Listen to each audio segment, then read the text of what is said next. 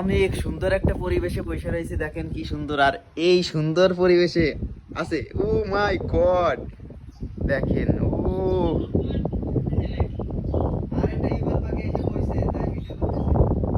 দেখছেন মনোভূতি কি লাগতেছে আমার। আপনি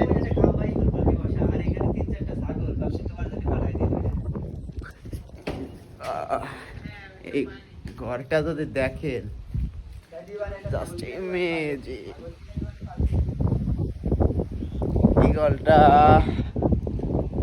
অসাধারণ। দেখি তো আমি ওর চোখ কত কাছে যাইতে পারি।